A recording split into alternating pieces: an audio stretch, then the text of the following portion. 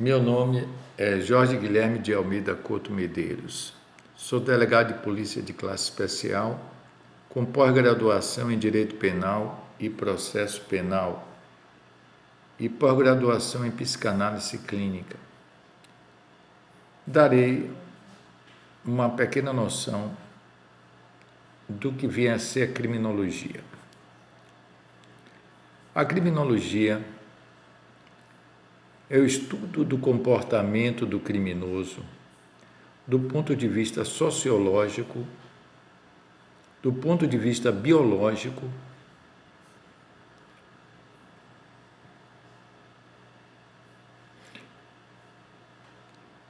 e do ponto de vista psiquiátrico. E também da antropologia criminal.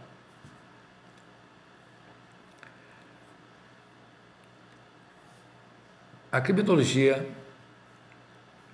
foi fundada por três pioneiros fundamentais: Rafael Garofalo, que era juiz de direito italiano, inclusive ele criou esse termo, criminologia. César Lombroso, psiquiatra italiano,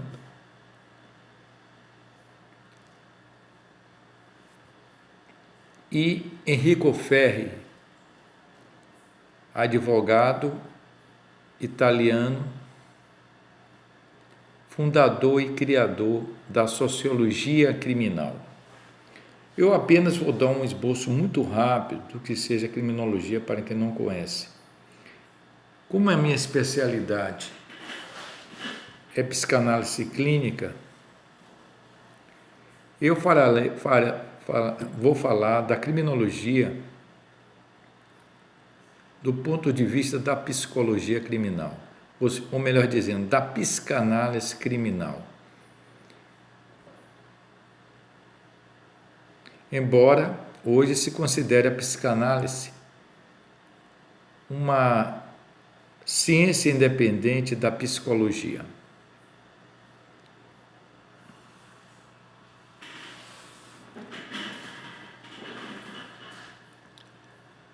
O criminoso pela psicanálise é explicado através dos motivos seus inconscientes que leva esses indivíduos a cometer delitos. A psicanálise foi criada pelo médico austríaco Sigmund Freud, que nasceu na Áustria em 1856 e morreu no ano de 1939 na Inglaterra. Sigmund Freud foi um médico austríaco que enveredou a princípio no caminho da neurologia, mas fundou a teoria psicanalítica.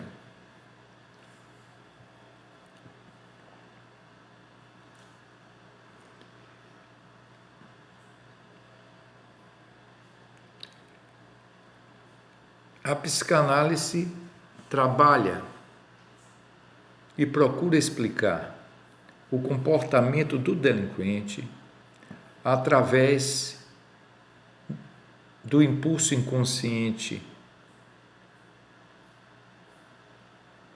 E na linha freudiana se explica também e principalmente pela influência da sexualidade.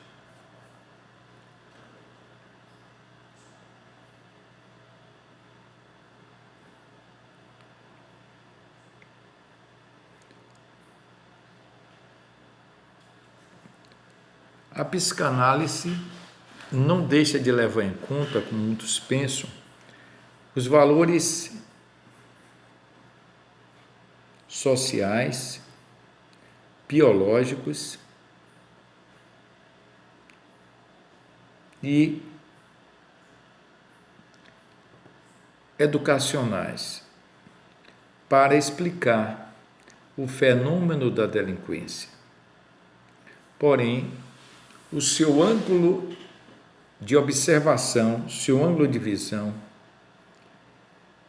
é dirigida para o inconsciente. Freud dizia que o ser humano tem 3 instâncias na sua mente: o ego, o id e o superego. O ego é o nosso eu consciente. O superego é a parte que nós chamamos, podemos dizer, uma espécie de uma consciência, uma censura sobre o comportamento. E o id são os impulsos instintivos que vivem dentro de nós. A psicanálise utiliza vários métodos para se chegar ao inconsciente, para compreender o indivíduo através do inconsciente.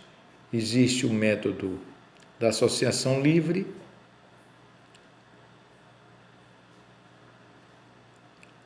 também o método da análise dos sonhos, através também procurando decifrar os seus simbolismos, e também através da transferência.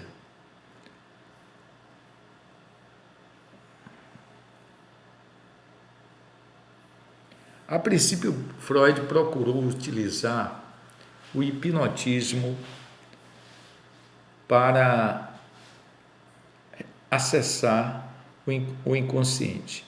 Mas o que se sabe é que Sigmund Freud tinha dificuldade de usar este método, não só por falta de habilidade dele próprio, como também de certas pessoas serem refratárias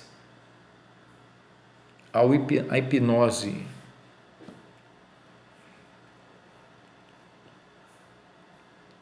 Então ele trabalhou mais a análise dos sonhos e a transferência.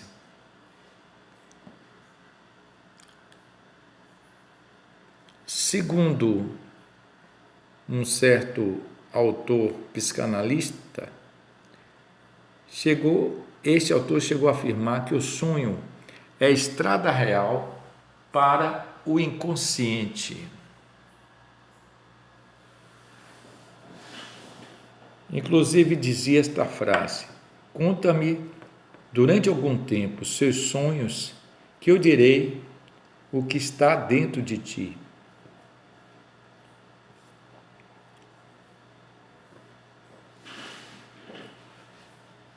A psicanálise dos sonhos é algo profundo e a certo ponto complexo. Todo sonho, segundo Sigmund Freud, tem seu conteúdo latente e seu conteúdo manifesto. O conteúdo manifesto é a interpretação literal do sonho. O conteúdo latente é aquele conteúdo dos sonhos que é mascarado através do simbolismo. Vou dar um exemplo bem elementar, porque aqui se trata apenas de noções de psicanálise. O sonho de uma criança é límpido e cristalino como a água de um rio transparente. Porém, os sonhos de adulto, devido à censura e à repressão, de certa forma sexual, ele utiliza mecanismos de simbolismos para mascarar o significado dos sonhos.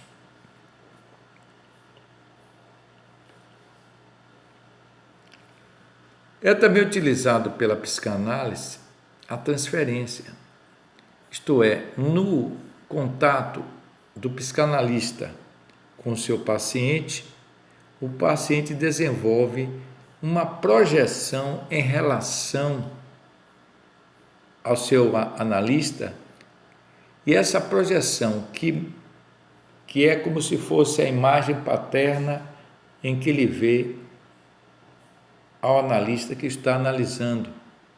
Então ele passa a manifestar sentimentos em relação ao analista que, baseado nisso, o analista começa a descobrir revelações da personalidade do paciente.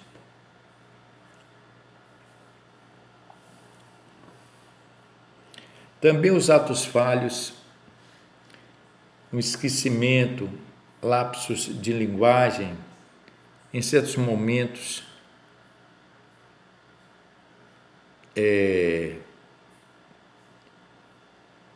que não se espera. Por exemplo, no enterro, o indivíduo dá parabéns, o indivíduo esquece algum objeto no lugar que ele desejaria ficar mais tempo, e etc. São vários mecanismos de simbolismo. A psicanálise, ela tem, além do mecanismo do inconsciente, existem várias formas de se chegar ao inconsciente. As principais são essas.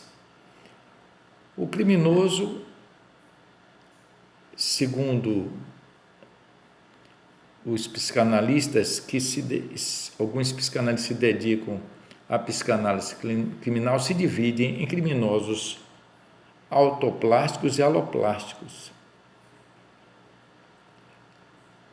O criminoso autoplásticos, ele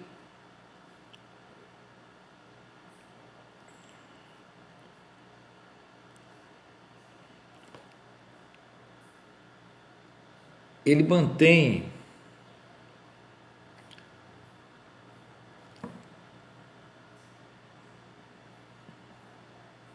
o seu comportamento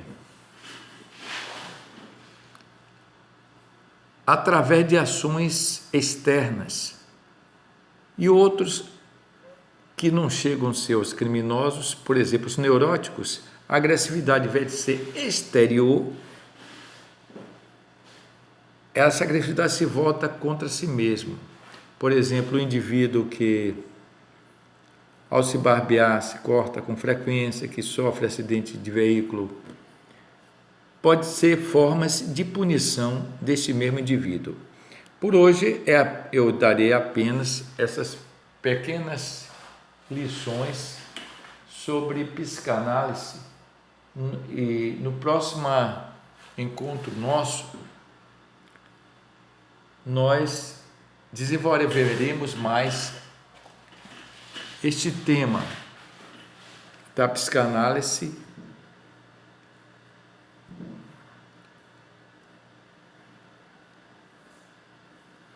no próximo capítulo, que eu começar a desenvolver esse tema, que meu objetivo é procurar explicar a criminologia através da psicanálise.